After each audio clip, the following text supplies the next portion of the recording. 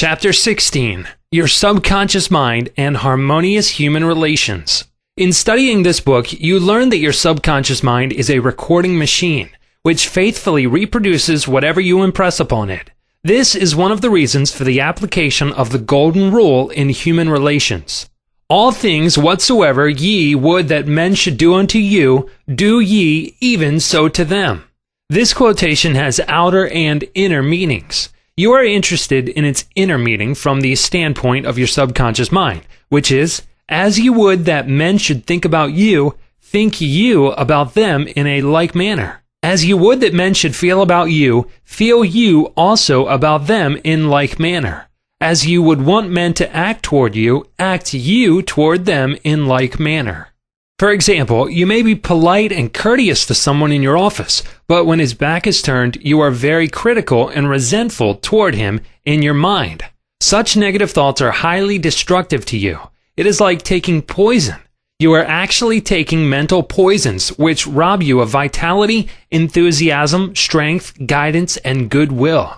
These negative thoughts and emotions sink down into your subconscious and cause all kinds of difficulties and maladies in your life. The master key to happy relationships with others.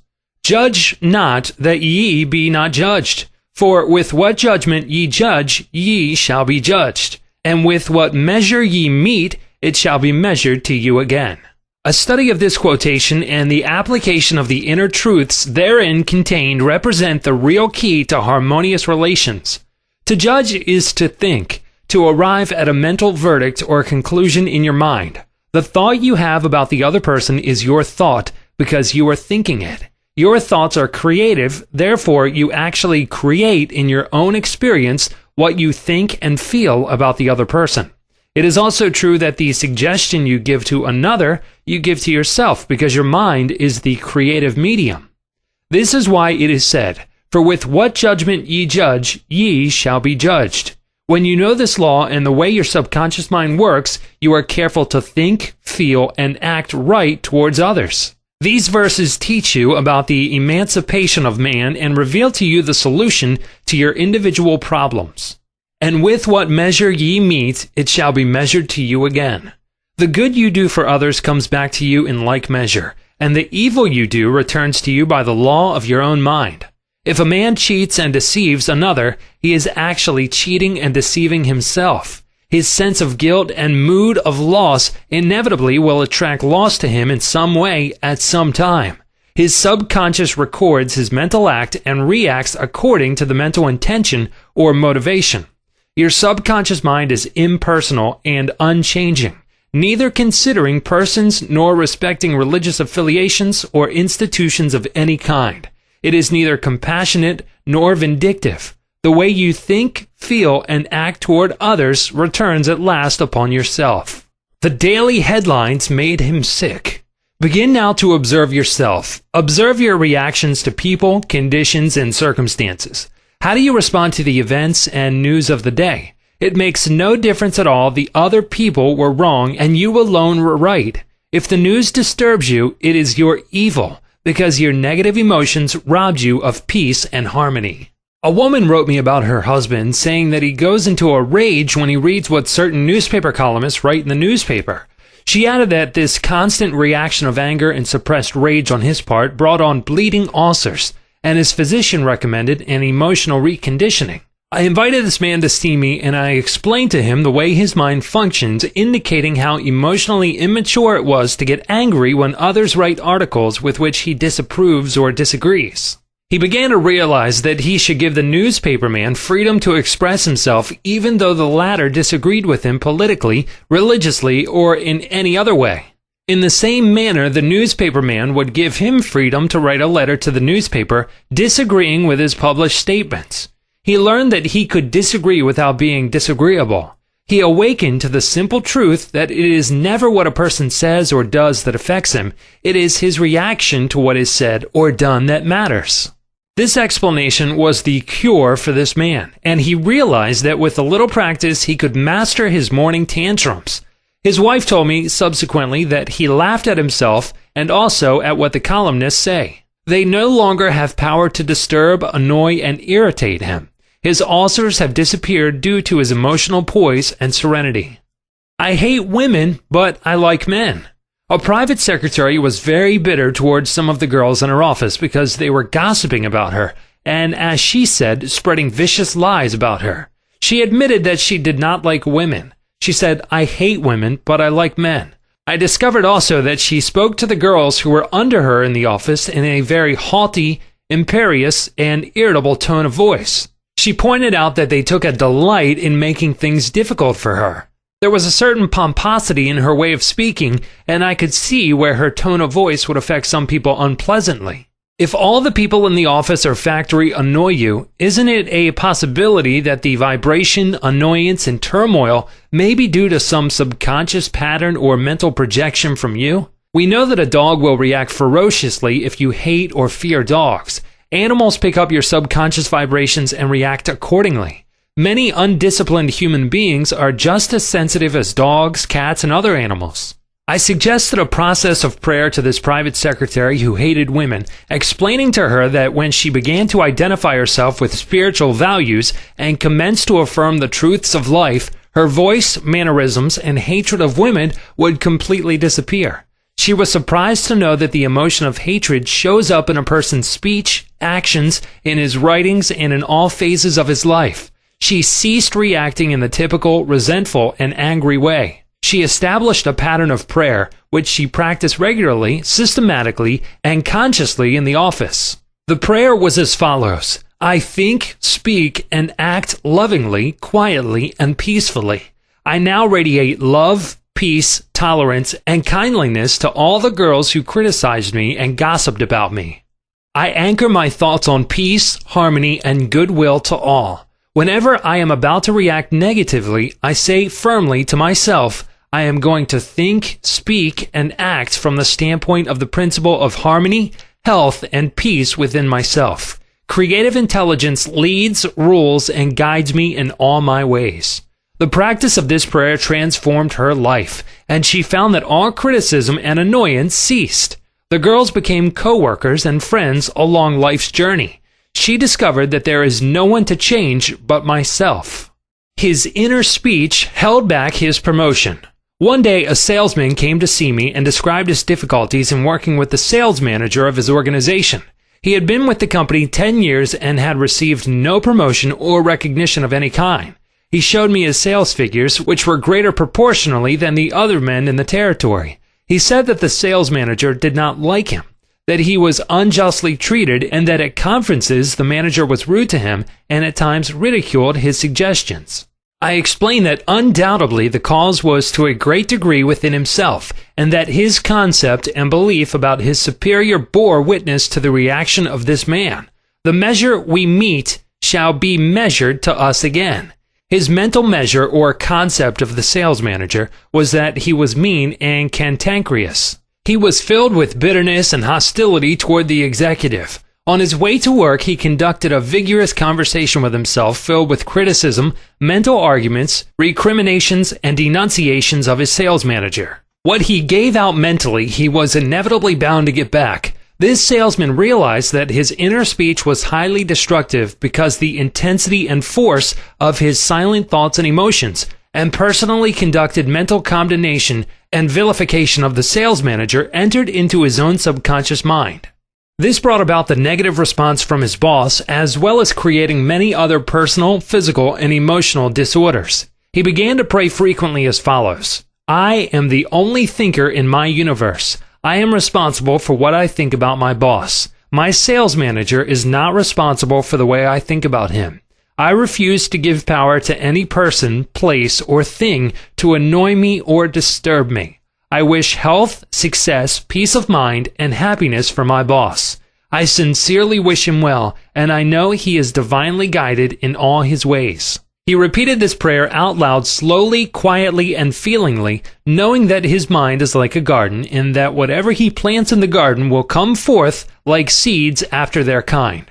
I also told him to practice mental imagery prior to sleep in this way. He imagined that his sales manager was congratulating him on his fine work, on his zeal and enthusiasm, and on his wonderful response from customers. He felt the reality of all this, felt his hand shake, heard the tone of his voice, and saw him smile. He made a real mental movie, dramatizing it to the best of his ability. Night after night, he conducted this mental movie, knowing that his subconscious mind was the receptive plate on which his conscious imagery would be impressed. Gradually, by a process of what may be termed mental and spiritual osmosis, the impression was made on his subconscious mind, and the expression automatically came forth.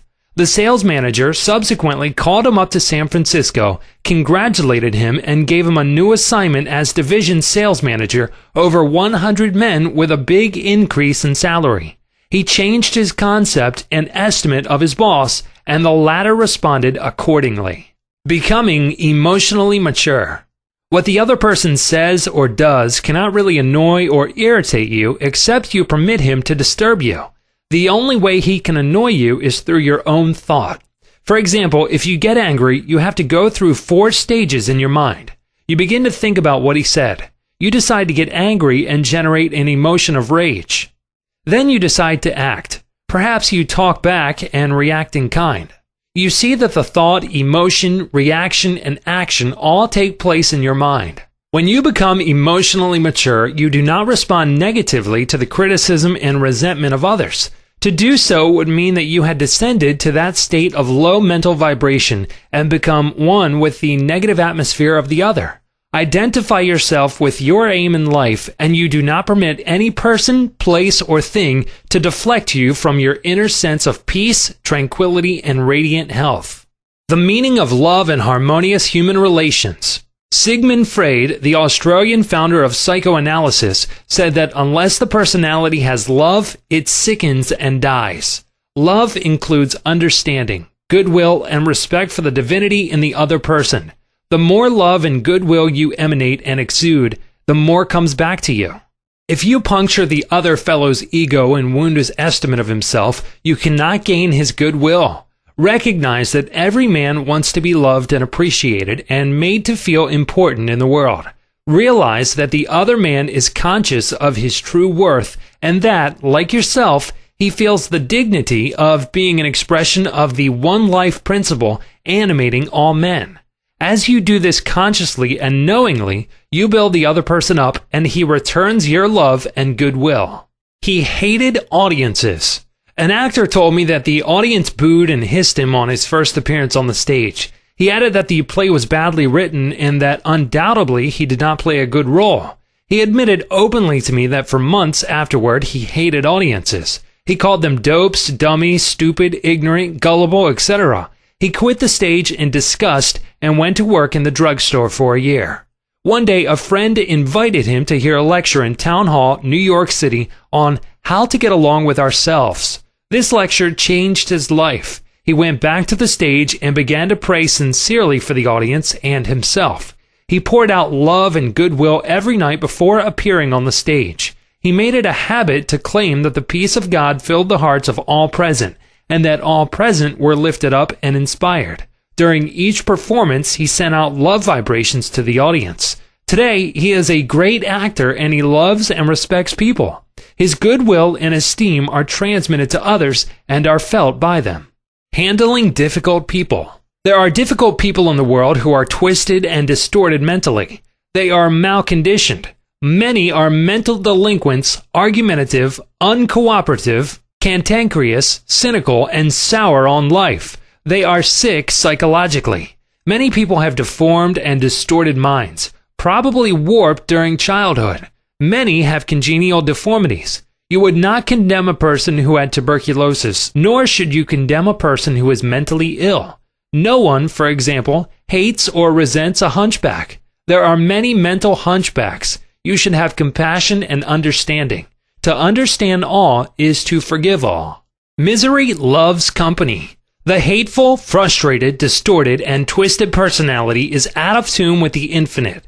He resents those who are peaceful, happy, and joyous. Usually, he criticizes, condemns, and vilifies those who have been very good and kind to him. His attitude is this: why should they be so happy when he is so miserable?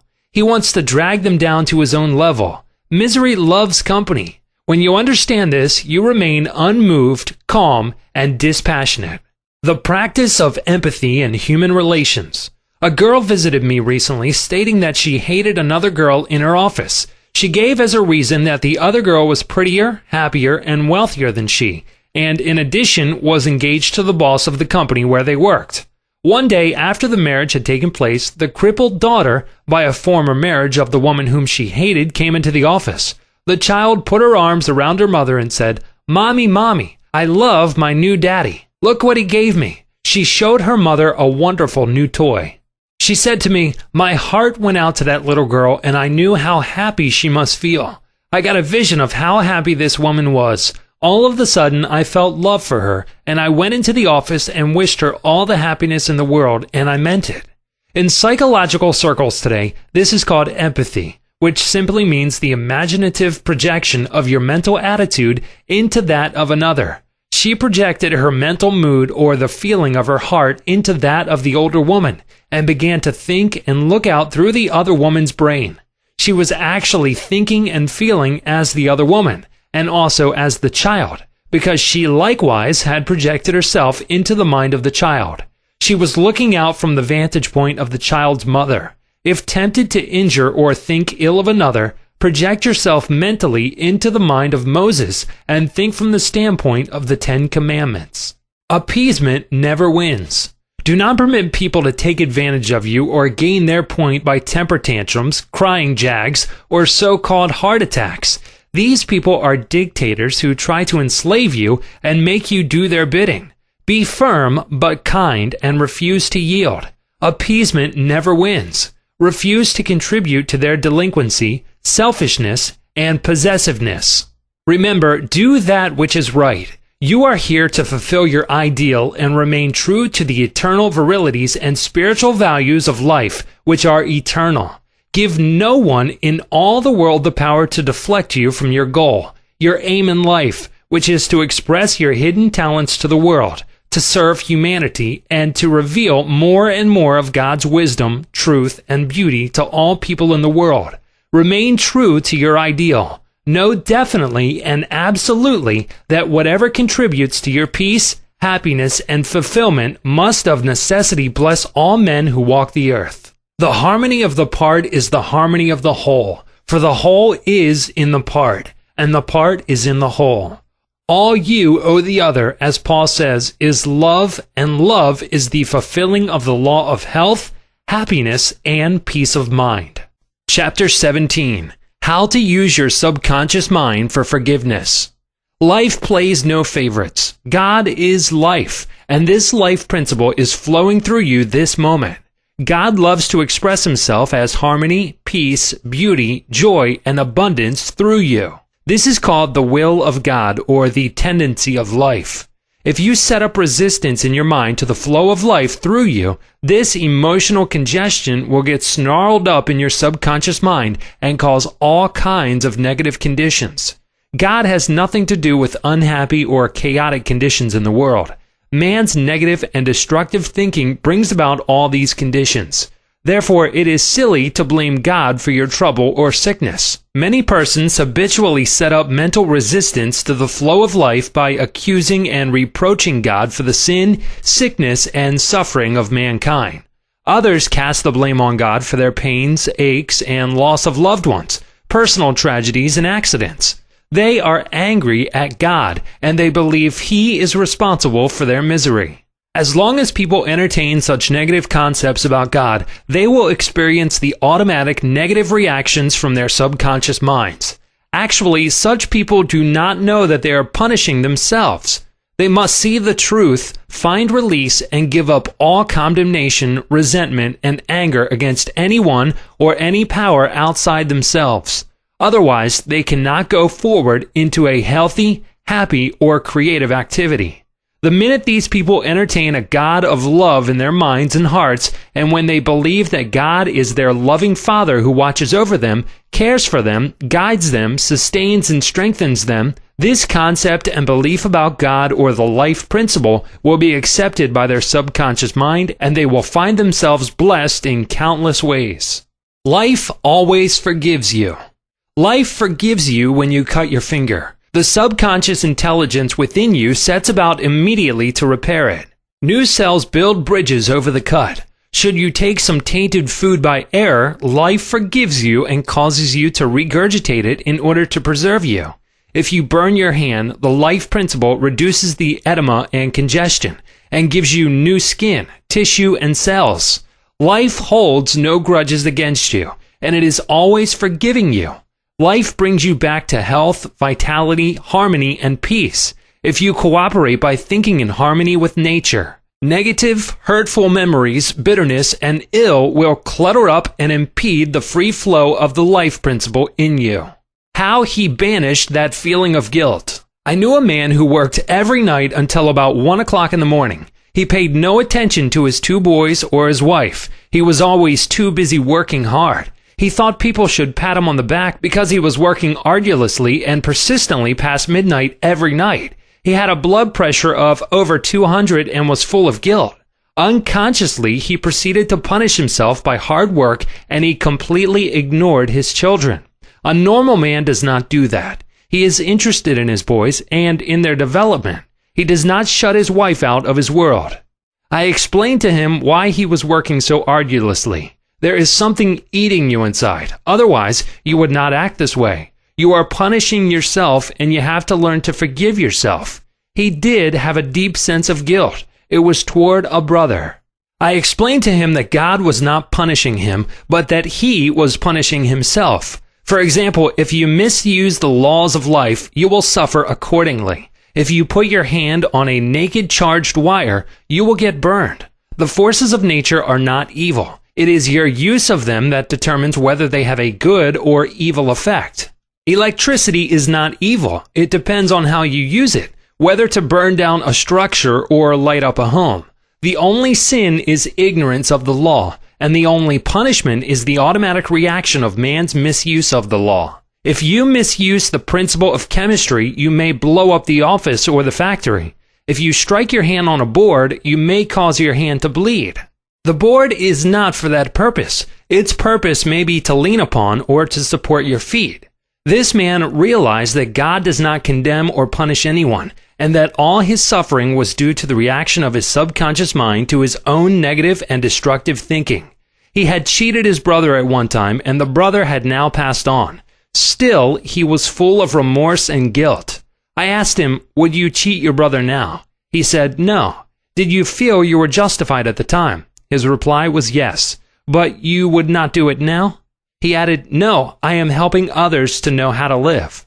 I added the following comment. "You have a greater reason and understanding now. Forgiveness is to forgive yourself. Forgiveness is getting your thoughts in line with the divine law of harmony. Self-condemnation is called hell, bondage and restriction. Forgiveness is called heaven, harmony and peace." The burden of guilt and self-condemnation was lifted from his mind, and he had a complete healing.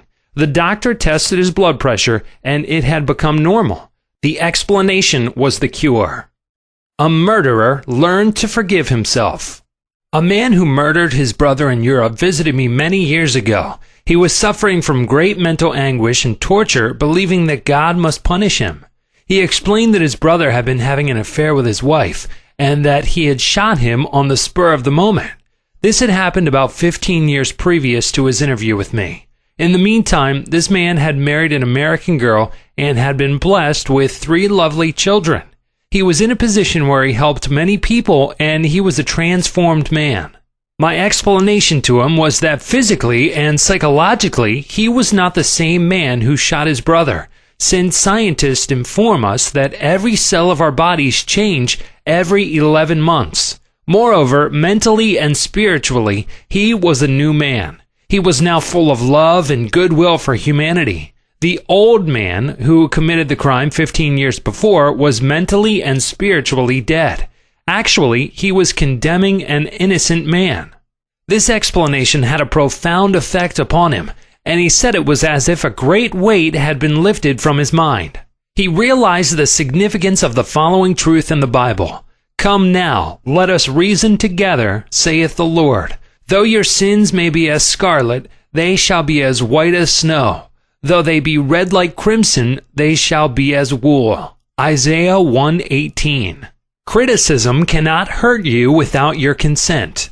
A school teacher told me that one of her associates criticized a speech she had given, saying to her that she spoke too fast. She swallowed some of her words. She couldn't be heard. Her diction was poor and her speech ineffective. This teacher was furious and full of resentment toward her critic. She admitted to me that the criticisms were just. Her first reaction was really childish, and she agreed that the letter was really a blessing and a marvelous corrective. She proceeded immediately to supplement her deficiencies in her speech by enrolling in a course in public speaking at City College. She wrote and thanked the writer of the note for her interest, expressing appreciation for her conclusions and findings, which enabled the teacher to correct the matter at once. How to be compassionate. Suppose none of the things mentioned in the letter had been true of the teacher. The latter would have realized that her class material had upset the prejudices, superstitions, or narrow sectarian beliefs of the writer of the note, and that a psychologically ill person was simply pouring forth her resentment because a psychological boil had been heard. To understand this fact is to be compassionate. The next logical step would be to pray for the other person's peace, harmony, and understanding. You cannot be hurt when you know that you are master of your thoughts, reactions, and emotions.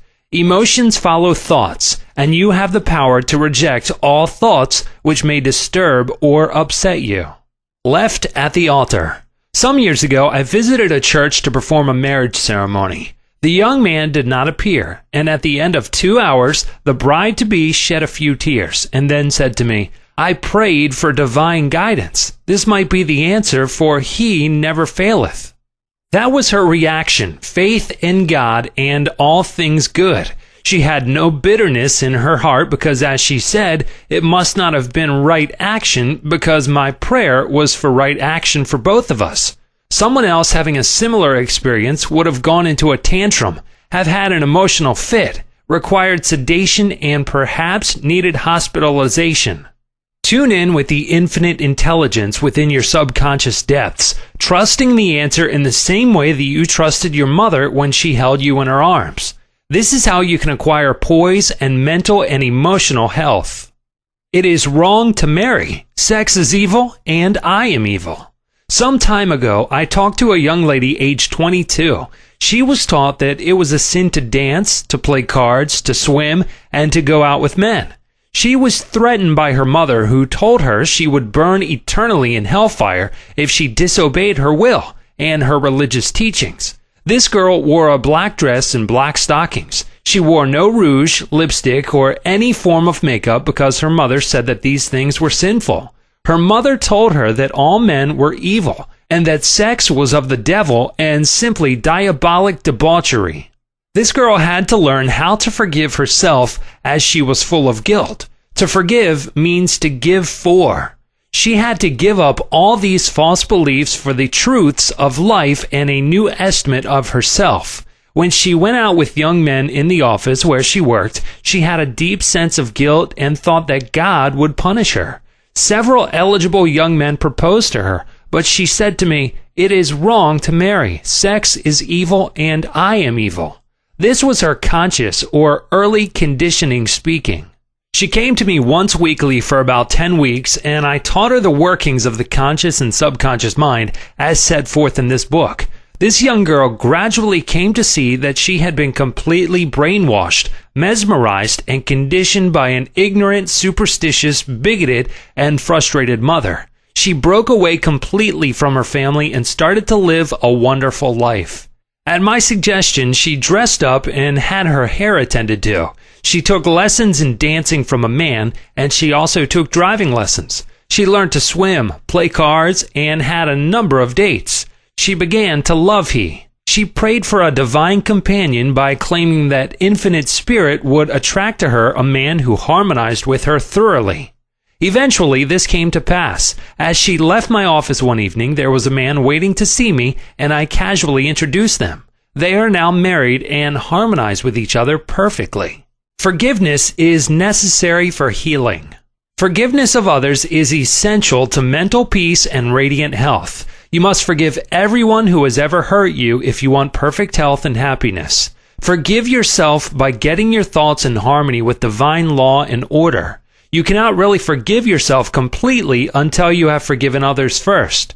To refuse to forgive yourself is nothing more or less than spiritual pride or ignorance. In the psychosomatic field of medicine today, it is being constantly stressed that resentment, condemnation of others, remorse, and hostility are behind a host of maladies ranging from arthritis to cardiac disease. They point out that these sick people who were hurt, mistreated, deceived, or injured were full of resentment and hatred for those who hurt them. This caused inflamed and festering wounds in their subconscious minds. There is only one remedy. They have to cut out and discard their hurts, and the one and only sure way is by forgiveness. Forgiveness is love in action. The essential ingredient in the art of forgiveness is the willingness to forgive. If you sincerely desire to forgive the other, you are 51% over the hurdle. I feel sure you know that to forgive the other does not necessarily mean that you like him or want to associate with him. You cannot be compelled to like someone, neither can a government legislate goodwill, love, peace, or tolerance. It is quite impossible to like people because someone in Washington issues a verdict to that effect. We can, however, love people without liking them. The Bible says, "Love ye one another." This anyone can do who really wants to do it. Love means that you wish for the other health, happiness, peace, joy, and all the blessings of life. There is only one prerequisite, and that is sincerity. You are not being magnanimous when you forgive. You are really being selfish, because what you wish for the other, you are actually wishing for yourself. The reason is that you are thinking it and you are feeling it. As you think and feel, so are you. Could anything be simpler than that? Technique of forgiveness. The following is a simple method which works wonders in your life as you practice it. Quiet your mind, relax, and let go. Think of God and His love for you, and then affirm, "I fully and freely forgive." Mention the name of the offender. I release him mentally and spiritually. I completely forgive everything connected with the matter in question. I am free and he or she is free. It is a marvelous feeling. It is my day of general amnesty. I release anybody and everybody who has ever hurt me, and I wish for each and every one health, happiness, peace, and all the blessings of life. I do this freely, joyously, and lovingly, and whenever I think of the person or persons who hurt me, I say, "I have released you, and all the blessings of life are yours. I am free, and you are free." It is wonderful. The great secret of true forgiveness is that once you have forgiven the person, it is unnecessary to repeat the prayer. Whenever the person comes to your mind or the particular hurt happens to enter your mind, wish the delinquent well and say, "Peace be to you." Do this as often as the thought enters your mind. You will find that after a few days, the thought of the person or experience will return less and less often, until it fades into nothingness. The acid test for forgiveness. There is an acid test for gold. There is also an acid test for forgiveness. If I should tell you something wonderful about someone who has wronged you, cheated you, or defrauded you, and you sizzled at hearing the good news about this person, the roots of hatred would still be in your subconscious mind, playing havoc with you. Let us suppose you had a painful abscess on your jaw a year ago, and you told me about it. I would casually ask you if you had any pain now. You would automatically say, "Of course not. I have a memory of it, but no pain." That is the whole story. You may have a memory of the incident, but no sting or hurt anymore. This is the acid test, and you must meet it psychologically and spiritually. Otherwise, you are simply deceiving yourself and not practicing the true art of forgiveness. To understand all is to forgive all. When man understands the creative law of his own mind, he ceases to blame other people and conditions for making or marring his life. He knows that his own thoughts and feelings create his destiny. Furthermore, he is aware that externals are not the causes and conditioners of his life and his experiences. To think that others can mar your happiness, that you are a football of a cruel fate, that you must oppose and fight others for a living, all these and other things like them are untenable when you understand that thoughts are things. The Bible says the same thing. For as a man thinketh in his heart, so is he. Proverbs 23:7. Chapter 18. How your subconscious removes mental blocks. The solution lies within the problem. The answer is in every question. If you are presented with a difficult situation and you cannot see your way clear, the best procedure is to assume that infinite intelligence within your subconscious mind knows all and sees all, has the answer, and is revealing it to you now. Your new mental attitude that the creative intelligence is bringing about a happy solution will enable you to find the answer. Rest assured that such an attitude of mind would bring order, peace, and meaning to all your undertakings. How to break or build a habit. You are a creature of habit. Habit is the function of your subconscious mind. You learn to swim, ride a bicycle, dance, and drive a car by consciously doing these things over and over again until they establish tracks in your subconscious mind. Then the automatic habit action of your subconscious mind took over. This is sometimes called second nature, which is a reaction of your subconscious mind to your thinking and acting. You are free to choose a good habit or a bad habit. If you repeat a negative thought or act over a period of time, you will be under the compulsion of a habit. The law of your subconscious is compulsion.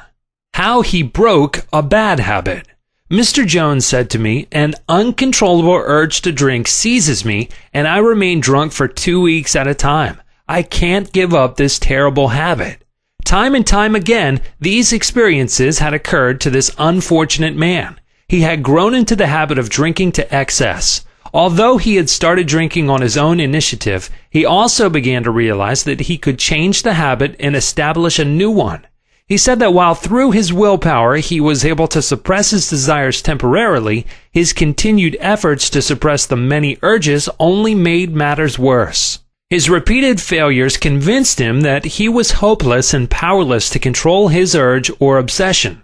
This idea of being powerless operated as a powerful suggestion to his subconscious mind and aggravated his weakness, making his life a succession of failures. I taught him to harmonize the functions of the conscious and subconscious mind. When these two cooperate, the idea or desire implanted in the subconscious mind is realized. His reasoning mind agreed that if the old habit path or track had carried him into trouble, he could consciously form a new path to freedom, sobriety, and peace of mind.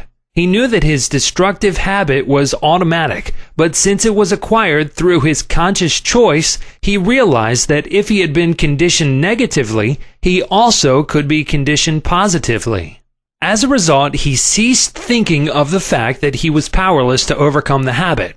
Moreover, he understood clearly that there was no obstacle to his healing other than his own thought. Therefore, there was no occasion for great mental effort or mental coercion. The power of his mental picture. This man acquired a practice of relaxing his body and getting into a relaxed, drowsy, meditative state. Then he filled his mind with the picture of the desired end, knowing his subconscious mind could bring it about the easiest way. He imagined his daughter congratulating him on his freedom and saying to him, "Daddy, it's wonderful to have you home." He had lost his family through drink. He was not allowed to visit them, and his wife would not speak to him. Regularly, systematically, he used to sit down and meditate in the way outlined. When his attention wandered, he made it a habit to immediately recall the mental picture of his daughter with her smile and the scene of his home enlivened by her cheerful voice. All this brought about a reconditioning of his mind. It was a gradual process. He kept it up. He persevered, knowing that sooner or later he would establish a new habit pattern in his subconscious mind. I told him that he could liken his conscious mind to a camera, that his subconscious mind was the sensitive plate on which he registered and impressed the picture. This made a profound impression on him, and his whole aim was to firmly impress the picture on his mind and develop it there. Films are developed in the dark. Likewise, mental pictures are developed in the dark room of the subconscious mind. Focused attention. Realizing that his conscious mind was simply a camera, he used no effort. There was no mental struggle. He quietly adjusted his thoughts and focused his attention on the scene before him until he gradually became identified with the picture. He became absorbed in the mental atmosphere, repeating the mental movie frequently. There was no room for doubt that a healing would follow. When there was any temptation to drink, he would switch his imagination from any reveries of drinking bouts to the feeling of being at home with his family. He was successful because he confidently expected to experience the picture he was developing in his mind. Today, he is president of a multi-million-dollar concern and is radiantly happy. He said a jinx was following him. Mr. Block said that he had been making an annual income of $20,000, but for the past 3 months, all doors seemed to jam tightly. He brought up clients to the point where they were about to sign on the dotted line, and then at the 11th hour, the door closed. He added that perhaps a jinx was following him.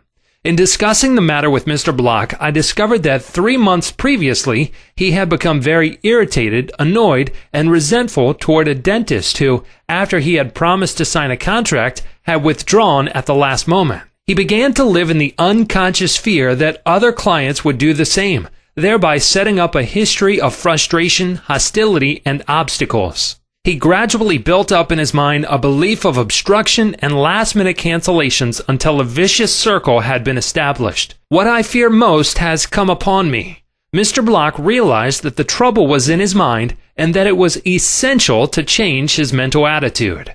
His run of so-called misfortune was broken in the following way. I realize I am one with the infinite intelligence of my subconscious mind, which knows no obstacle, difficulty, or delay. I live in the joyous expectancy of the best. My deeper mind responds to my thoughts. I know that the work of the infinite power of my subconscious cannot be hindered. Infinite intelligence always finishes successfully whatever it begins. Creative wisdom works through me, bringing all my plans and purposes to completion. Whatever I start, I bring to a successful conclusion. My aim in life is to give wonderful service, and all those whom I contact are blessed by what I have to offer. All my work comes to full fruition in divine order. He repeated this prayer every morning before going to call on his customers, and he also prayed each night prior to sleep. In a short time, he had established a new habit pattern in his subconscious mind, and he was back in his old accustomed stride as a successful salesman. How much do you want what you want? A young man asked Socrates how he could get wisdom. Socrates replied, "Come with me." He took the lad to a river, pushed the boy's head under the water, held it there until the boy was gasping for air, then relaxed and released his head. When the boy regained his composure, he asked him, "What did you desire most when you were underwater?" "I wanted air," said the boy. Socrates said to him, "When you want wisdom as much as you wanted air when you were immersed in the water, you will receive it." Likewise, when you really have an intense desire to overcome any block in your life, and you come to a clear-cut decision that there is a way out, and that is the course you wish to follow, then victory and triumph are assured. If you really want peace of mind and inner calm, you will get it. Regardless of how unjustly you have been treated, or how unfair the boss has been, or what a mean scoundrel someone has proved to be, all this makes no difference to you when you awaken to your mental and spiritual powers. You know what you want, and you will definitely refuse to let the thieves' thoughts of hatred, anger, hostility, and ill will rob you of peace, harmony, health, and happiness. You cease to become upset by people, conditions, news, and events by identifying your thoughts immediately with your aim in life. Your aim is peace, health, inspiration, harmony, and abundance. Feel a river of peace flowing through you now. Your thought is the immaterial and invisible power, and you choose to let it bless, inspire, and give you peace. Why he could not be healed. This is a case history of a married man with 4 children who was supporting and secretly living with another woman during his business trips. He was ill, nervous, irritable, and cantankerous, and he could not sleep without drugs. The doctor's medicine failed to bring down his high blood pressure of over 200. He had pains in numerous organs of his body, which doctors could not diagnose or relieve. To make matters worse, he was drinking heavily. The cause of all this was a deep, unconscious sense of guilt. He had violated the marriage vows, and this troubled him. The religious creed he was brought up on was deeply lodged in his subconscious mind, and he drank excessively to heal the wound of guilt. Some invalids take morphine and codeine for severe pains. He was taking alcohol for the pain or wound in his mind. It was the old story of adding fuel to the fire. The explanation and the cure. He listened to the explanation of how his mind worked. He faced his problem, looked at it, and gave up his dual role. He knew that his drinking was an unconscious attempt to escape. The hidden cause lodged in his subconscious mind had to be eradicated, then the healing would follow. He began to impress his subconscious mind 3 or 4 times a day by using the following prayer. My mind is full of peace, poise, balance, and equilibrium. The infinite lies stretched in smiling response within me. I am not afraid of anything in the past, the present, or the future. The infinite intelligence of my subconscious mind leads, guides, and directs me in all ways. I now meet every situation with faith, poise, calmness, and confidence.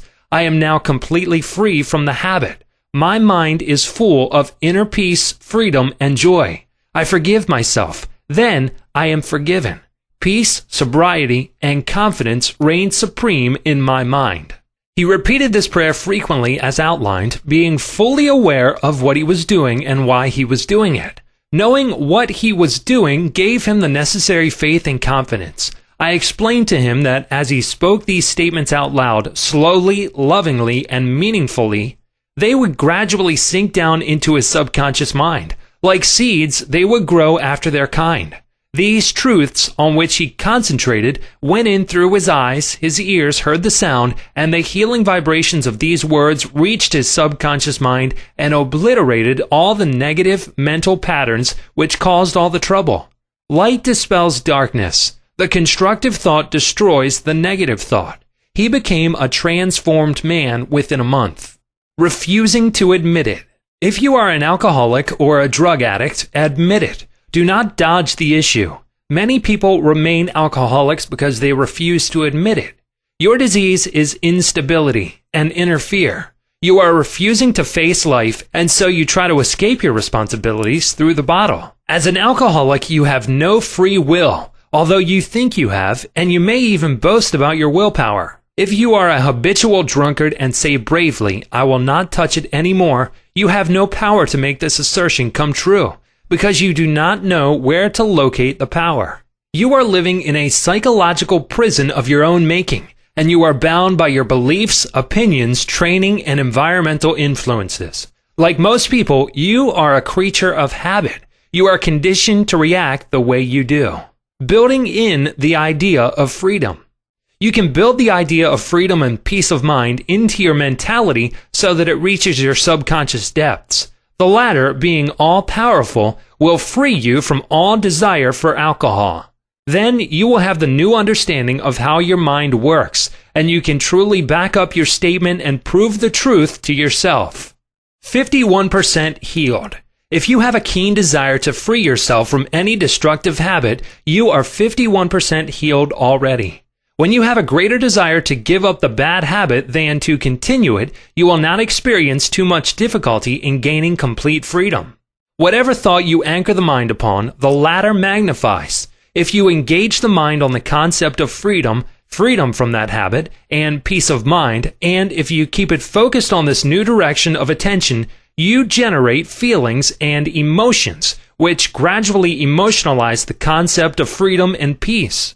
Whatever idea you emotionalize is accepted by your subconscious and brought to pass. Your subconscious removes mental blocks. The law of substitution. Realize that something good can come out of your suffering. You have not suffered in vain. However, it is foolish to continue to suffer. If you continue as an alcoholic, it will bring about mental and physical deterioration and decay. Realize that the power in your subconscious is backing you up. Even though you may be seized by melancholy, you should begin to imagine the joy of freedom that is in store for you. This is the law of substitution. Your imagination took you to the bottle. Let it take you now to freedom and peace of mind. You will suffer a little bit, but it is for a constructive purpose. You will bear it like a mother in the pangs of childbirth, and you will, likewise, bring forth a child of the mind. Your subconscious will give birth to sobriety. Cause of alcoholism. The real cause of alcoholism is negative and destructive thinking, for as a man thinketh, so is he.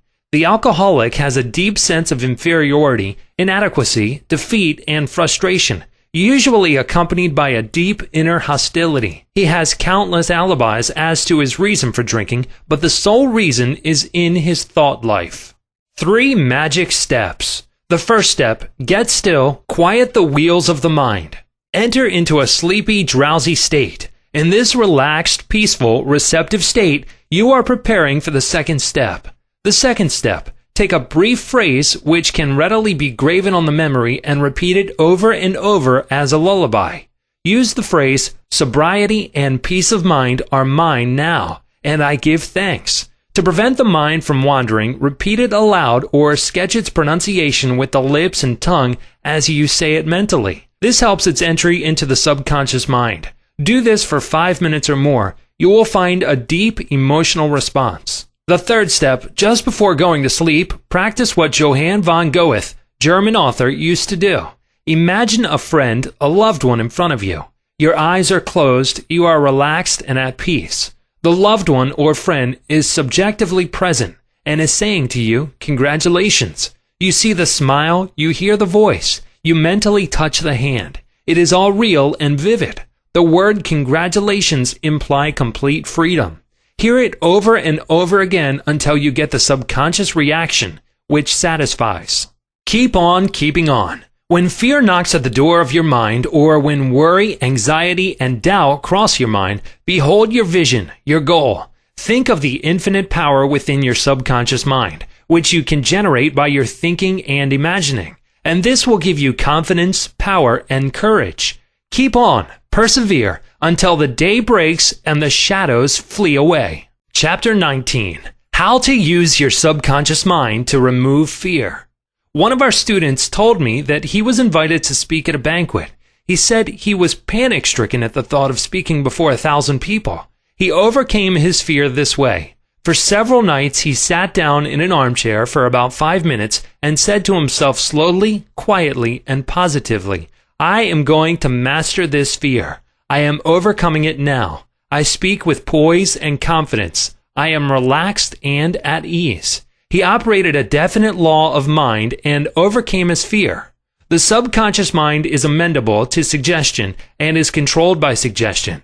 When you still your mind and relax, the thoughts of your conscious mind sink down into the subconscious through a process similar to osmosis, whereby fluids separated by a porous membrane intermingle.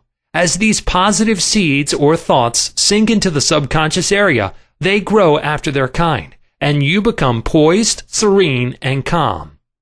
Man's greatest enemy.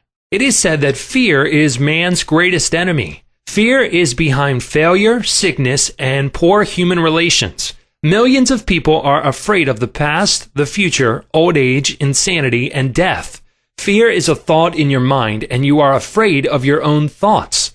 A little boy can be paralyzed with fear when he is told there is a boogeyman under his bed that is going to take him away.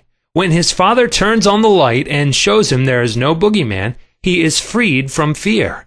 The fear in the mind of the boy was as real as if there really was a boogeyman there. He was healed of a false thought in his mind. The thing he feared did not exist. Likewise, most of your fears have no reality. They are merely a conglomeration of sinister shadows, and shadows have no reality. Do the things you fear. Ralph Waldo Emerson, philosopher and poet, said, "Do the thing you are afraid to do, and the death of fear is certain." There was a time when the writer of this chapter was filled with unutterable fear when standing before an audience. The way I overcame it was to stand before the audience, do the thing I was afraid to do, and the death of fear was certain. When you affirm positively that you are going to master your fears and you come to a definite decision in your conscious mind, you release the power of the subconscious, which flows in response to the nature of your thought. Banishing stage fright. A young lady was invited to an audition. She had been looking forward to the interview. However, on 3 previous occasions, she had failed miserably due to stage fright. She possessed a very good voice, but she was certain that when the time came for her to sing, she would be seized with stage fright.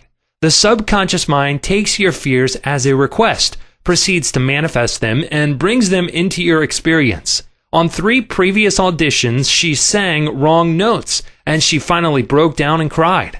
The cause, as previously outlined, was an involuntary autosuggestion. For example, a silent fear thought emotionalized and subjectified. She overcame it by the following technique. 3 times a day, she isolated herself in a room. She sat down comfortably in an armchair, relaxed her body, and closed her eyes. She stilled her mind and body to the best of her ability. Physical inertia favors passivity and renders the mind more receptive to suggestion. She counteracted the fear suggestion by its converse, saying to herself, "I sing beautifully. I am poised, serene, confident, and calm." She repeated the words slowly, quietly, and with feeling from 5 to 10 times at each sitting. She had 3 such sittings every day and 1 immediately prior to sleep at night. At the end of a week, she was completely poised, confident, and gave a definitely outstanding audition. Carry out the above procedure, and the death of fear is certain. Fear of failure. Occasionally, young men from the local university come to see me, as well as school teachers, who often seem to suffer from suggestive amnesia at examinations. The complaint is always the same. I know the answers after the examination is over, but I can't remember the answers during the examination. The idea, which realizes itself, is the one to which we invariably give concentrated attention. I find that each one is obsessed with the idea of failure. Fear is behind the temporary amnesia, and it is the cause of the whole experience. One young medical student was the most brilliant person in his class, yet he found himself failing to answer simple questions at the time of written or oral examinations. I explained to him that the reason was he had been worrying and fearful for several days previous to the examination. These negative thoughts became charged with fear. Thoughts enveloped in the powerful emotion of fear are realized in the subconscious mind. In other words, this young man was requesting his subconscious mind to see to it that he failed, and that is exactly what it did. On the day of the examination, he found himself stricken with what is called, in psychological circles, suggestive amnesia. How he overcame the fear. He learned that his subconscious mind was the storehouse of memory, and that it had a perfect record of all he had heard and read during his medical training. Moreover, he learned that the subconscious mind was responsive and reciprocal. The way to be in rapport with it was to be relaxed, peaceful, and confident. Every night and morning he began to imagine his mother congratulating him on his wonderful record. He would hold an imaginary letter from her in his hand. As he began to contemplate the happy result, he called forth a corresponding or reciprocal response or reaction in himself. The all-wise, omnipotent power of the subconscious took over, dictated, and directed his conscious mind accordingly. He imagined the end, thereby willing the means to the realization of the end. Following this procedure, he had no trouble passing subsequent examinations. In other words, the subjective wisdom took over, compelling him to give an excellent account of himself. Fear of water, mountains, closed spaces, etc. There are many people who are afraid to go into an elevator, climb mountains, or even swim in the water. It may well be that the individual had unpleasant experiences in the water in his youth, such as having been thrown forcibly into the water without being able to swim. He might have been forcibly detained in an elevator, which failed to function properly, causing resultant fear of closed spaces. I had an experience when I was about 10 years of age. I accidentally fell into a pool and went down 3 times. I can still remember the dark water engulfing my head and my gasping for air until another boy pulled me out at the last moment. This experience sank into my subconscious mind, and for years I feared the water. An elderly psychologist said to me, "Go down to the swimming pool, Look at the water and say out loud in strong tones, I am going to master you. I can dominate you. Then go into the water, take lessons, and overcome it. This I did, and I mastered the water. Do not permit water to master you. Remember, you are the master of the water. When I assumed a new attitude of mind, the omnipotent power of the subconscious responded, giving me strength, faith, and confidence, and enabling me to overcome my fear. Master technique for overcoming any particular fear. The following is a process and technique for overcoming fear, which I teach from the platform. It works like a charm. Try it.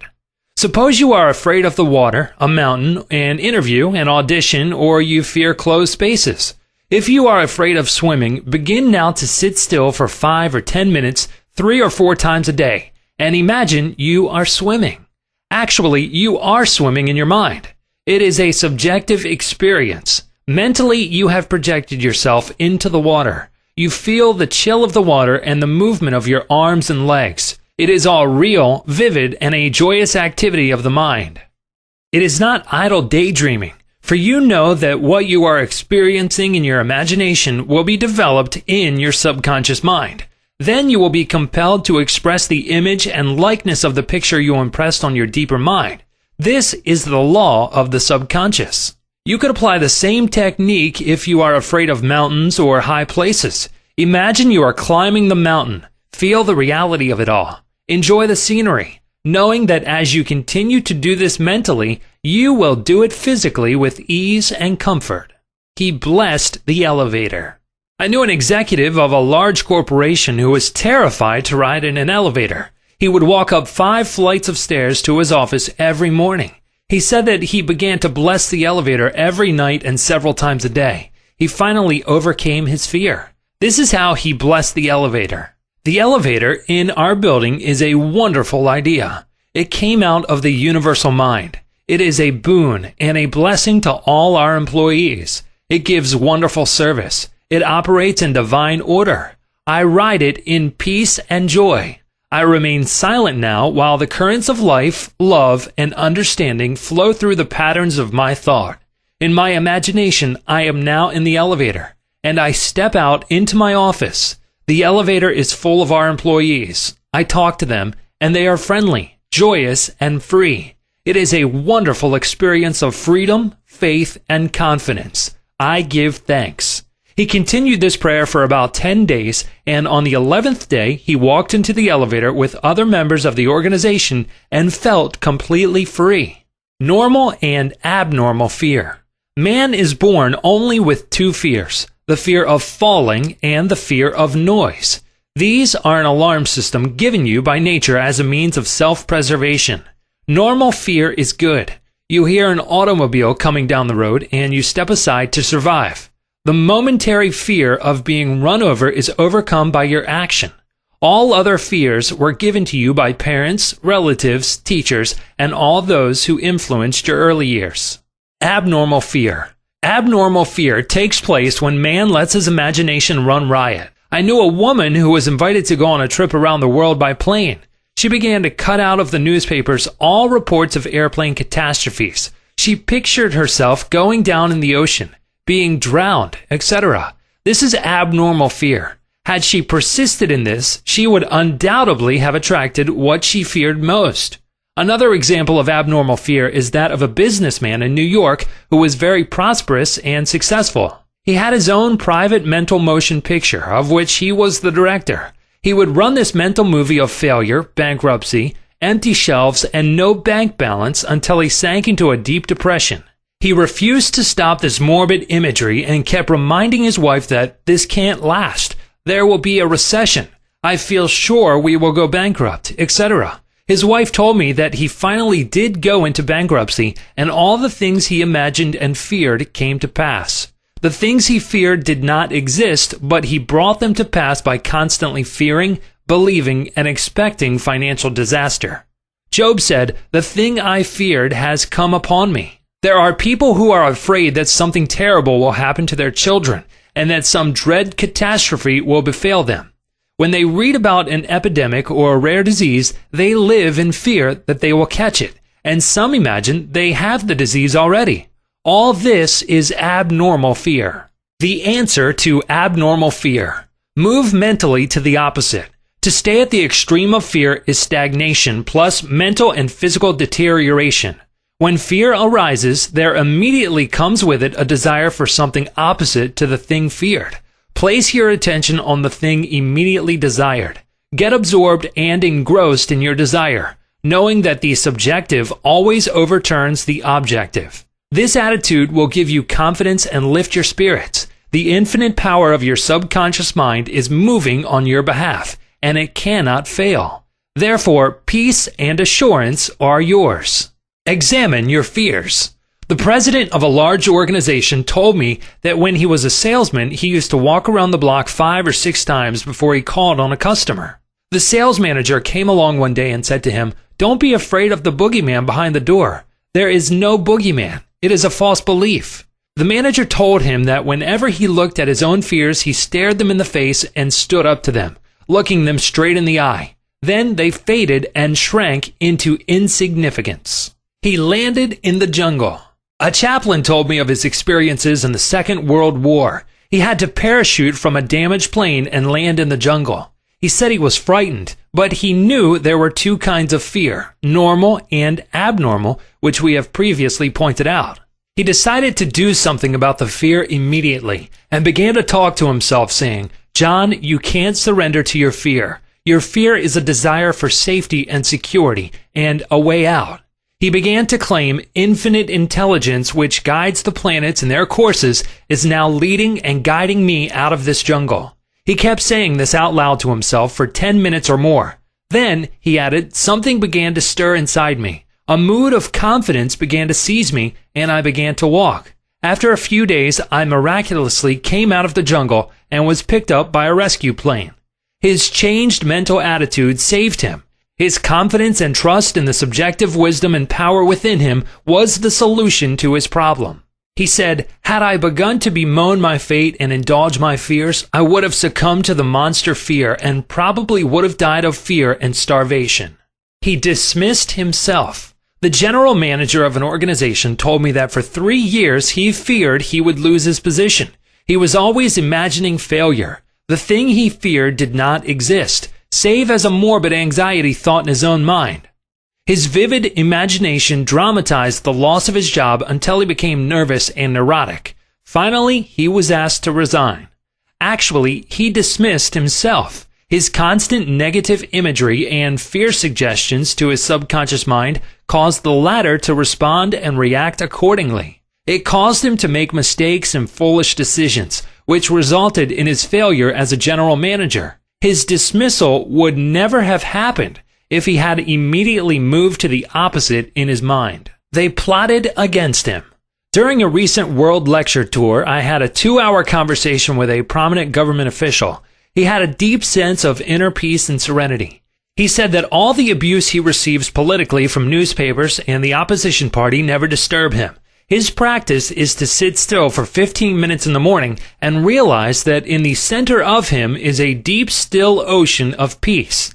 Meditating in this way, he generates tremendous power, which overcomes all manner of difficulties and fears. Sometime previously, a colleague called him at midnight and told him a group of people were plotting against him. This is what he said to his colleague: "I am going to sleep now in perfect peace. You can discuss it with me at 10 a.m. tomorrow." He said to me, "I know that no negative thought can ever manifest except I emotionalize the thought and accept it mentally. I refuse to entertain their suggestion of fear. Therefore, no harm can come to me."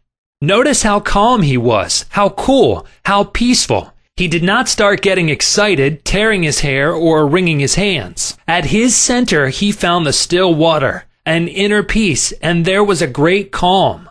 Deliver yourself from all your fears. Use this perfect formula for casting out fear. I sought the Lord, and he heard me and delivered me from all my fears. Psalm 34:4. The Lord is an ancient word meaning law, the power of your subconscious mind. Learn the wonders of your subconscious and how it works and functions. Master the techniques given to you in this chapter. Put them into practice now, today.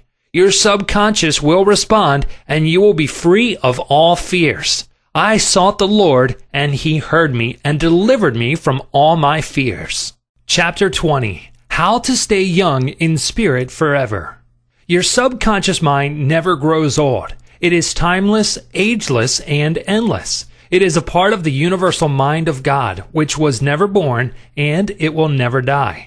Fatigue or old age cannot be predicted on any spiritual quality or power.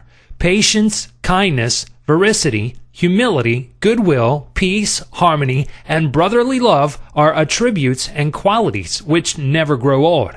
If you continue to generate these qualities here on this plane of life, you will always remain young in spirit. I remember reading an article in one of our magazines some years ago which stated that a group of eminent medical men at the DeCourcy Clinic in Cincinnati, Ohio, reported that years alone are not responsible for bringing about degenerative disorders. These same physicians stated that it is the fear of time, not time itself, that has a harmful aging effect on our minds and bodies, and that the neurotic fear of the effects of time may well be the cause of premature aging. During the many years of my public life, I have had occasion to study the biographies of the famous men and women who have continued their productive activities into the years well beyond the normal span of life. Some of them achieved their greatest in old age. At the same time, it has been my privilege to meet and to know countless individuals of no prominence who, in their lesser sphere, belong to those hardy mortals who have proved that old age of itself does not destroy the creative powers of the mind and body. He had grown old in his thought life. A few years ago, I called on an old friend in London, England. He was over 80 years of age, very ill, and obviously was yielding to his advancing years. Our conversation revealed his physical weakness, his sense of frustration, and a general deterioration almost approaching lifelessness. His cry was that he was useless and that no one wanted him. With an expression of hopelessness, he betrayed his false philosophy. We are born, grow up, become old, good for nothing, and that's the end. This mental attitude of futility and worthlessness was the chief reason for his sickness. He was looking forward only to senescence, and after that, nothing. Indeed, he had grown old in his thought life, and his subconscious mind brought about all the evidence of his habitual thinking. Age is the dawn of wisdom. Unfortunately, many people have the same attitude as this unhappy man. They are afraid of what they term old age, the end, and extinction, which really means that they are afraid of life. Yet life is endless. Age is not the flight of years, but the dawn of wisdom. Wisdom is an awareness of the tremendous spiritual powers in your subconscious mind and the knowledge of how to apply these powers to lead a full and happy life. Get it out of your head once and for all that 65, 75, or 85 years of age is synonymous with the end for you or anybody else. It can be the beginning of a glorious, fruitful, active, and most productive life pattern, better than you have ever experienced. Believe this, expect it, and your subconscious will bring it to pass. Welcome the change. Old age is not a tragic occurrence. What we call the aging process is really change. It is to be welcomed joyfully and gladly as each phase of human life is a step forward on the path, which has no end. Man has powers which transcend his bodily powers. He has senses which transcend his 5 physical senses. Scientists today are finding positive, indisputable evidence that something conscious in man can leave his present body and travel thousands of miles to see, hear, touch, and speak to people, even though his physical body never leaves the couch on which it reclines. Man's life is spiritual and eternal. He need never grow old, for life or God cannot grow old. The Bible says that God is life. Life is self-renewing, eternal, indestructible, and is the reality of all men. Evidence for survival. The evidence gathered by the psychical research societies both in Great Britain and America is overwhelming. You may go into any large metropolitan library and get volumes on the proceedings of the Psychical Research Society based on findings of distinguished scientists on survival following so-called death. You will find a startling report on scientific experiments establishing the reality of life after death in the Case for Psychic Survival by Hereward Carnington, director of the American Psychical Institute. Life is. A woman asked Thomas Edison, the electrical wizard, "Mr. Edison, what is electricity?" He replied, "Madame, electricity is, use it." Electricity is a name we give an invisible power which we do not fully comprehend, but we learn all we can about the principle of electricity and its uses. We use it in countless ways. The scientist cannot see an electron with his eyes, yet he accepts it as a scientific fact because it is the only valid conclusion which coincides with his other experimental evidence. We cannot see life. However, we know we are alive. Life is, and we are here to express it in all its beauty and glory. Mind and spirit do not grow old. The man who thinks or believes that the earthly cycle of birth, adolescence, youth, maturity, and old age is all there is to life is indeed to be pitied. Such a man has no anchor, no hope, no vision, and to him life has no meaning. This type of belief brings frustration, stagnation, cynicism, and a sense of hopelessness resulting in neurosis and mental aberrations of all kinds. If you cannot play a fast game of tennis or swim as fast as your son, or if your body has slowed down or you walk with a slow step, remember life is always clothing itself anew. What men call death is but a journey to a new city in another dimension of life. I say to men and women in my lectures that they should accept what we call old age gracefully. Age has its own glory, beauty, and wisdom, which belong to it. Peace, love, joy, beauty, happiness, wisdom, goodwill, and understanding are qualities which never grow old or die. Ralph Waldo Emerson, poet and philosopher, said, "We do not count a man's years until he has nothing else to count." Your character, the quality of your mind, your faith, and your convictions are not subject to decay. You are as young as you think you are. I gave public lectures in Caxton Hall, London, England, every few years, and following one of these lectures, a surgeon said to me, "I am 84 years of age. I operate every morning, visit patients in the afternoons, and I write for medical and other scientific journals in the evening." His attitude was that he was as useful as he believed himself to be, and that he was as young as his thoughts. He said to me, "It's true what you said. Man is as strong as he thinks he is, and as valuable as he thinks he is."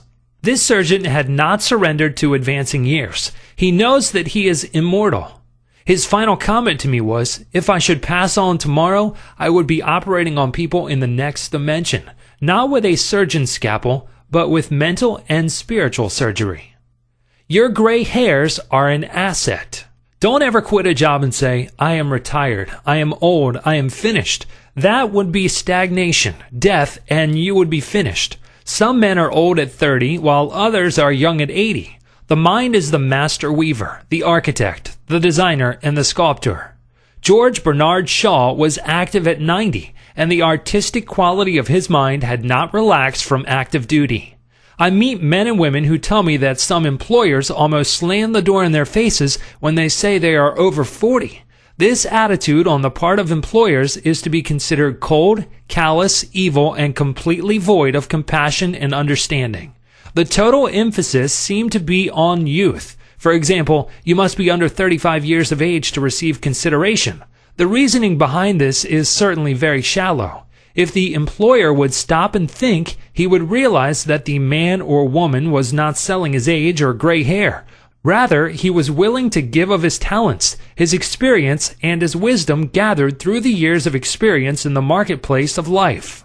Age is an asset. Your age should be a distinct asset to any organization, because of your practice and application through the years of the principles of the Golden Rule and the law of love and goodwill. Your gray hair, if you have any, should stand for greater wisdom, skill, and understanding. Your emotional and spiritual maturity should be a tremendous blessing to any organization. A man should not be asked to resign when he is 65 years of age. That is the time of life when he could be most useful in handling personnel problems, making plans for the future, making decisions, and guiding others in the realm of creative ideas based on his experience and insight into the nature of the business. Be your age. A motion picture writer in Hollywood told me that he had to write scripts which would cater to the 12-year-old mind. This is a tragic state of affairs if the great masses of people are expected to become emotionally and spiritually mature. It means that the emphasis is placed on youth in spite of the fact that youth stands for inexperience, lack of discernment, and hasty judgment. I can keep up with the best of them. I am now thinking of a man 65 years of age who is trying frantically to keep young. He swims with young men every Sunday, goes on long hikes, plays tennis, and boasts about his prowess and physical powers, saying, "Look, I can keep up with the best of them." He should remember the great truth. As a man thinketh in his heart, so is he. Proverbs 23:7. Diets, exercises, and games of all kinds will not keep this man young. It is necessary for him to observe that he grows old or remains young in accordance with his processes of thinking. Your subconscious mind is conditioned by your thoughts. If your thoughts are constantly on the beautiful, the noble, and the good, you will remain young regardless of the chronological years. Fear of old age. Job said, "The thing which I greatly feared is come upon me." There are many people who fear old age and are uncertain about the future because they anticipate mental and physical deterioration as the years advance. What they think and feel comes to pass. You grow old when you lose interest in life, when you cease to dream, to hunger after new truths, and to search for new worlds to conquer. When your mind is open to new ideas, new interests, and when you raise the curtain and let in the sunshine and inspiration of new truths of life and the universe, you will be young and vital. You have much to give. If you are 65 or 95 years of age, realize you have much to give. You can help stabilize, advise, and direct the younger generation. You can give the benefit of your knowledge, your experience, and your wisdom. You can always look ahead, for at all times you are gazing into infinite life. You will find that you can never cease to unveil the glories and wonders of life. Try to learn something new every moment of the day, and you will find your mind will always be young. 110 years old. Some years ago, while lecturing in Bombay, India, I was introduced to a man who said he was 110 years old. He had the most beautiful face I have ever seen. He seemed transfigured by the radiance of an inner light. There was a rare beauty in his eyes, indicating he had grown old in years with gladness, and with no indication that his mind had dimmed its lights. Retirement, a new venture. Be sure that your mind never retires. It must be like a parachute, which is no good unless it opens up. Be open and receptive to new ideas. I have seen men of 65 and 70 retire. They seemed to rot away, and in a few months passed on. They obviously felt that life was at an end. Retirement can be a new venture, a new challenge, a new path, the beginning of the fulfillment of a long dream. It is inexpressibly depressing to hear a man say, "What shall I do now that I am retired?" He is saying, in effect, "I am mentally and physically dead. My mind is bankrupt of ideas."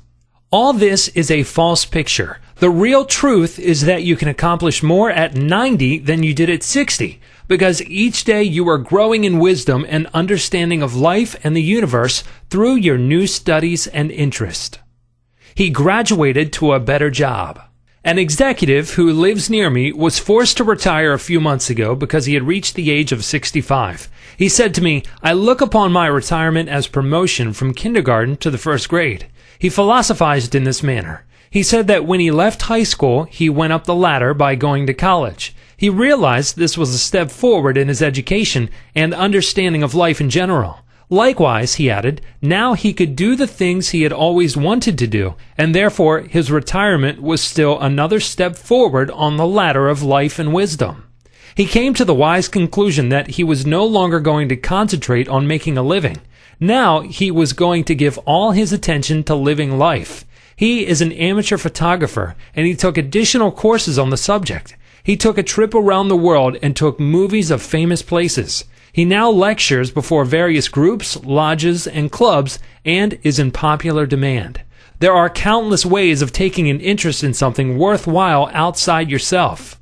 Become enthusiastic over new creative ideas, make spiritual progress, and continue to learn and to grow. In this manner, you remain young in heart, because you are hungering and thirsting after new truths, and your body will reflect your thinking at all times.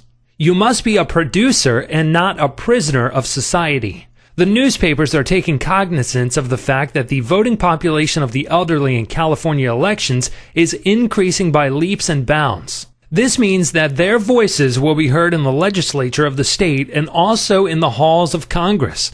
I believe there will be enacted a federal law prohibiting employers from discrimination against men and women because of age. A man of 65 years may be younger mentally, physically, and psychologically than many men at 30. It is stupid and ridiculous to tell a man he cannot be hired because he is over 40. It is like saying to him that he is ready for the scrap heap or the junk pile. What is a man of 40 or over to do? Must he bury his talents and hide his light under a bushel? Men who are deprived and prevented from working because of age must be sustained by government treasuries at county, state, and federal levels. The many organizations who refuse to hire them and benefit from their wisdom and experience will be taxed to support them. This is a form of financial suicide. Man is here to enjoy the fruit of his labor, and he is here to be a producer and not a prisoner of society, which compels him to idleness. Man's body slows down gradually as he advances through the years, but his conscious mind can be made much more active, alert, alive, and quickened by the inspiration from his subconscious mind. His mind, in reality, never grows old. Job said, "Oh, that I were as in months past, as in the days when God preserved me, when his candle shined upon my head, and when by his light I walked through darkness, as I was in the days of my youth, when the secret of God was upon my tabernacle." Job 29, verses 2 through 4. Secret of youth. To recapture the days of your youth, feel the miraculous, healing, self-renewing power of your subconscious mind moving through your whole being. Know and feel that you are inspired, lifted up, rejuvenated, revitalized, and recharged spiritually. You can bubble over with enthusiasm and joy, as in the days of your youth, for the simple reason that you can always mentally and emotionally recapture the joyous state. The candle which shines upon your head is divine intelligence and reveals to you everything you need to know. It enables you to affirm the presence of your good, regardless of appearances.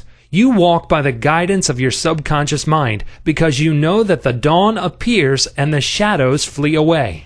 Get a vision. Instead of saying, "I am old," say, "I am wise in the way of the divine life." Don't let the corporation, newspapers, or statistics hold a picture before you of old age, declining years, decrepitude, senility, and uselessness. Reject it, for it is a lie. Refuse to be hypnotized by such propaganda. Affirm life, not death.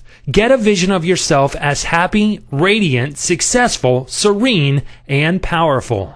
Your mind does not grow old. Former President Herbert Hoover, now 88 years old, is very active and is performing monumental work.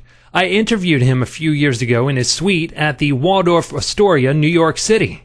I found him healthy, happy, vigorous, and full of life and enthusiasm. He was keeping several secretaries busy handling his correspondence and was himself writing books of a political and historical nature. Like all great men, I found him affable, genial, amiable, loving, and most understanding. His mental acumen and sagacity gave me the thrill of a lifetime. He is a deeply religious man and is full of faith in God and in the triumph of the eternal truth of life. He was subjected to a barrage of criticism and condemnation in the years of the Great Depression, but he weathered the storm and did not grow old in hatred, resentment, ill will, and bitterness. On the contrary, he went into the silence of his soul, and communing with the divine presence within him, he found the peace which is the power at the heart of God. His mind active at 99. My father learned the French language at 65 years of age and became an authority on it at 70. He made a study of Gallic when he was over 60 and became an acknowledged and famous teacher of the subject. He assisted my sister in a school of higher learning and continued to do so until he passed away at 99. His mind was as clear at 99 as it was when he was 20. Moreover, his handwriting and his reasoning powers had improved with age. Truly, you are as old as you think and feel. We need our senior citizens. Marcus Porcius Cato, the Roman patriot, learned Greek at 80. Madame Ernestine Schumann Henke, the great German-American contralto, reached the pinnacle of her musical success after she became a grandmother.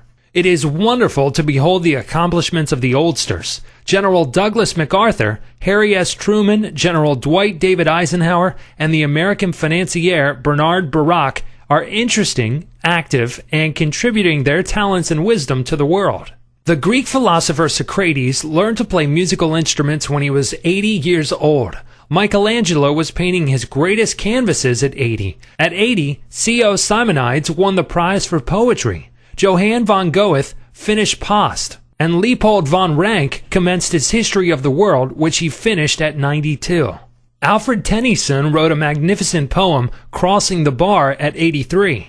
Isaac Newton was hard at work close to 85. At 88, John Wesley was directing, preaching, and guiding Methodism. We have several men of 95 years who come to my lectures, and they tell me they are in better health now than they were at 20.